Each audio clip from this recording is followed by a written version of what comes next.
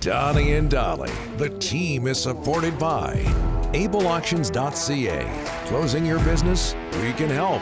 And King of Floors, your vinyl, laminate, and engineered flooring superstore.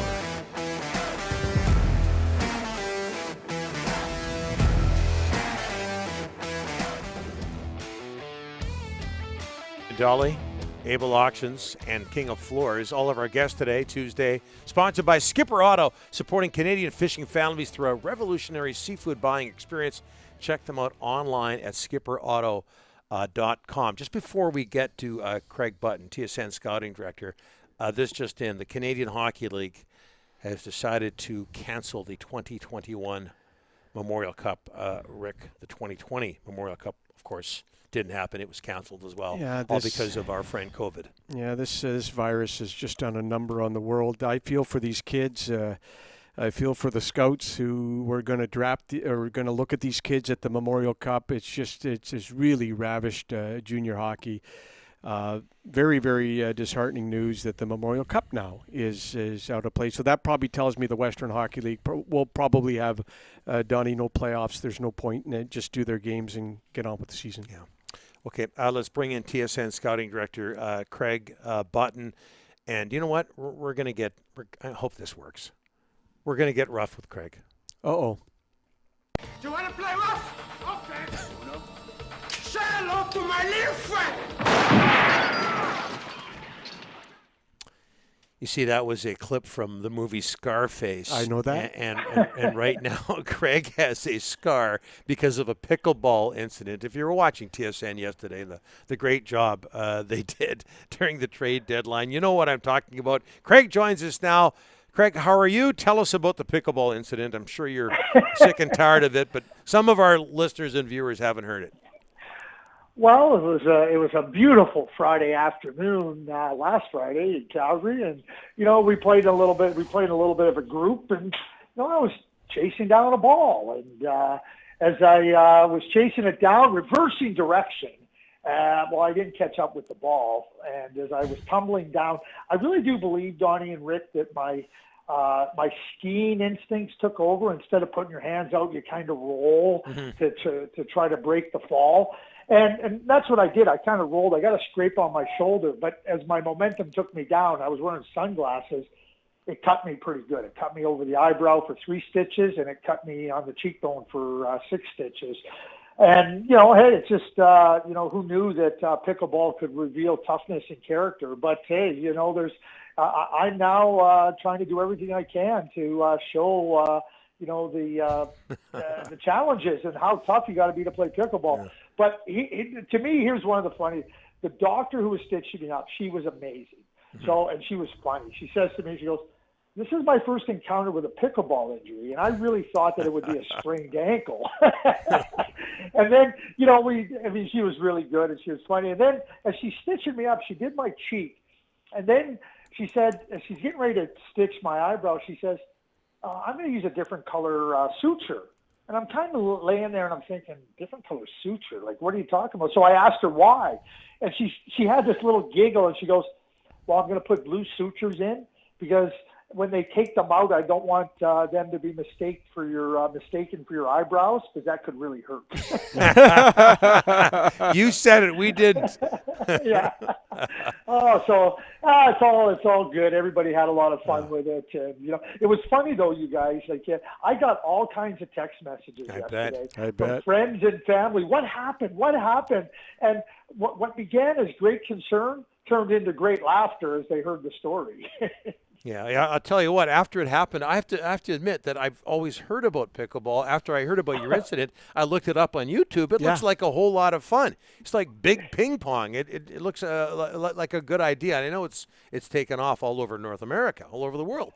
Hey, Craig, let's get to some hockey. And, of course, everybody in Vancouver wondering about the players the Canucks acquired from the Chicago Blackhawks. First, what can you tell us about Matthew Highmore?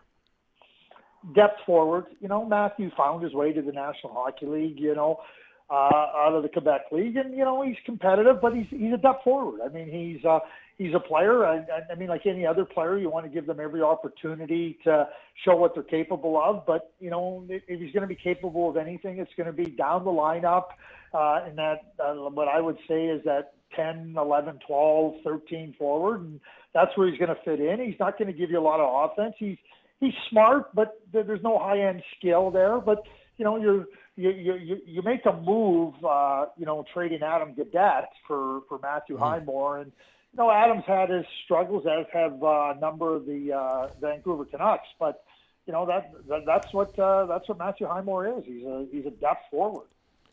And Madison Bowie.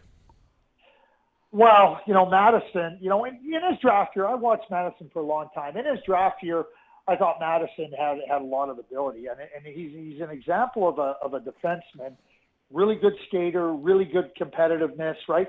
But he doesn't have one area to hang his hat on. His skating isn't so exceptional that he can hang his hat on that. His size isn't one where he can really use that to any great advantage to make opponents leery or to shut down the cycle. His offensive skills don't stand out. So again, he falls into that depth defenseman category. And, I think it's pretty clear that when you're the age of Madison at this point in time, that this is what you are. And I don't think there can be any expectation of him being anything more than he is. And, but you're trying to add players, basically I look at this as Madison, they trade Jody Benn. They're trying to add another player to come in and give them some minutes down the stretch here. And, that's what they're hopeful to get. I mean, the interesting thing is he's going to have to quarantine for a stretch of time. And, but these aren't the two players they acquired, Matthew Highmore and Madison Bowie. They're not players that are going to come in and make a difference to the Vancouver Canucks today, tomorrow, or ever. Hey, Craig, Vasily Podkolzin, his season ended in Russia yesterday, had a really good playoff. I mean, and you and I have talked about his ups and downs in the regular season throughout the winter and so forth. But he had a really good playoff. Now they got to decide whether to sign him. He's still over there till the 30th, his Russian contract. What would you do with Vasily? Bring him over for a couple of games, burn the first year of the contract, or what would you do with Vasily right now? I don't know if you have to burn the first year of the contract, depending on how many games he plays, right, based on his age. So, for me, I mean, he had a terrific playoff, Rick, and, he's a competitor, and obviously he's a significant part of the Vancouver Canucks' future. Yeah, I would like to get him over, to be honest with you. If it was me, I would look at the opportunity to bring him over, get him signed, get him into some games, because I think it'll benefit him in the summertime. Because really now the Vancouver Canucks are looking at next October when the season begins. And I think any head start you can get on next season, and a player, I mean, Vasily's played in North America lots. He knows the North American game and the North American rink. There's no problem there. But the NHL game he doesn't know. And I think that it would be a real benefit if you can make it work, and there's a comfort level with it, where Vasily Podkolzin comes over and gives you that, gets a little taste of the NHL, which will help him through the summer. I think that could be really important for Vasily and for the Vancouver Canucks. Hey, Craig, the third Hughes brother is going to go in the draft this year, Luke Hughes. We don't know where the Canucks are going to draft. Can you give us a preview here in Vancouver what Luke Hughes is all about? So just quickly, Luke had a season-ending injury. He had some tendons in his foot, I believe it was. Yep. Damage. So, he's fully on the mend. He'll be all fine. Just won't be able to participate in the U18 tournament. I know a lot of people were looking forward to him. So here's the way I would describe him. I would use him and type of player, the type of style of game he plays. He's not Quinn, and obviously as a defenseman, he's not Jack. But he's an excellent skater. He reminds me a lot in the manner that he plays of that of Morgan Riley. Powerful. They're going to play on the penalty kill. They're going to move the puck up the ice. They're going to give you offense. I don't think it's going to be at the level of a Quinn Hughes, of those elite offensive defensemen, but it's going to be important contributions, getting the puck into the right player's hands. And he's going to be able to play, those hard, demanding minutes in a game. And, when you look at it, and he's big. I'm going to guess now Luke is probably nearing 6'2" now. And so he's different than Jack and Quinn in that regards. And I think when I use Morgan Riley, that type of player, to kind of describe Luke. That's what I see in him, and I see that power, I see that competitiveness, I see that all-round capability, regardless of what zone you're in or what situation you're in, and those are valuable players in my view. Yeah, listed at 6'2", 176.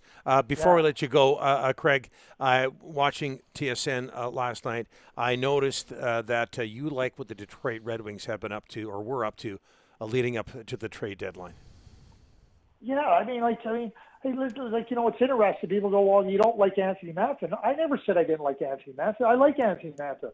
But to acquire Anthony Mantha, and you're giving up a player in Jakub Vrana, who in my view is just as productive as Anthony Mantha, and a first and second round draft pick.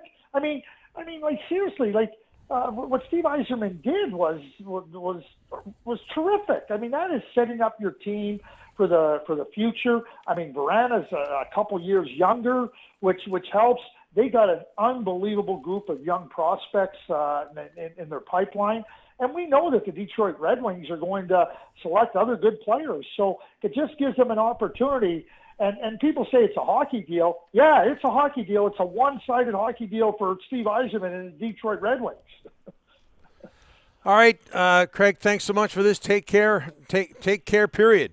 Stay away from the pickleball court. Thanks, Donnie. Thanks, Rick. Okay, appreciate it. Thanks, Craig. Craig Button, TSN Scouting Director.